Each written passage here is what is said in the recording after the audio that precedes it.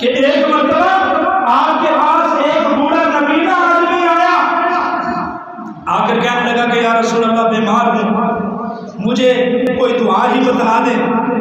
آپ نے فرمایا کہ بھائی تیری مرضی ہے، اگر تو چاہے تو دعا نہ پوچھ، اسی طرح گزارا کر، اللہ تجھے بہت بڑا مقام دے گا، اور اگر تو چاہتا ہے تو میں دعا تجھے بتا ہی دیتا ہوں جس میں ہر بیماری کی شفا ہے۔ اس نے کہا کہ یا رسول اللہ میں کمزور ہوں، آپ بتا ہی دیں۔ آپ نے فرمایا اذهب الباس رب الناس واشف انت الشافی لا شفاء الا شفاؤک شفاء لا یغادر سقما۔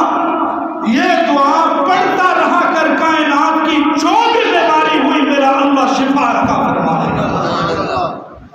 اور ہم نے اس کو معمول بنایا، ہمارے اساتذہ نے معمول بنایا، پھر ہمیں بھی سکھایا۔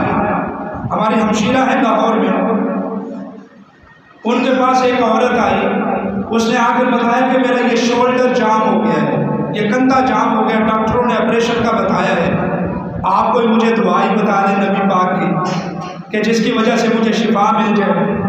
ہماری ہمشیرہ کہتی ہیں کہ میں نے اس کو کہہ دیا کہ اللہ کے رسول نے فرمایا تھا کہ اذهب الباس رب الناس واشف انت الشافی لا شفاء الا شفاؤک شفاء لا یغادر سقما۔ یہ دعا پڑھو، ہاتھ پھیرو متاثرہ جگہ پر شفا ہو جائے گی۔ چند دن اس نے یہ کلمات پڑھ کر اپنے شولڈر پر ہاتھ پھیر دی گئی، اللہ رب العزت نے اس کو شفا دے دی، بغیر آپریشن کے شفا دے۔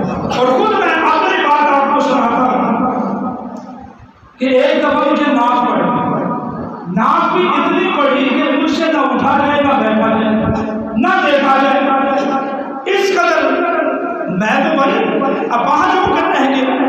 بڑی مشکل سے میں پکڑ دکڑ کر مسجد میں آیا، ہمارے والد صاحب رحمۃ اللہ علیہ اس وقت حیات تھے، درس قرآن مجید دے رہے تھے، میں بیٹھ گیا اور میرے ذہن میں یہی اللہ کے رسول کے بتائے ہوئے کلمات آ گئے۔ خدا کی قسم اٹھا کر مسجد میں بیٹھا ہوا ہوں، یہ اللہ کا قرآن میرے سامنے ہے۔ انہوں نے کوئی 20 منٹ تقریباً درس دیا ہوگا، اس دوران میں اپنے ناف کے اوپر ہاتھ پھیرتا رہا اور اپنے نبی کی یہ دعا بھی پڑھتا رہا اور ساتھ درس بھی سنتا رہا۔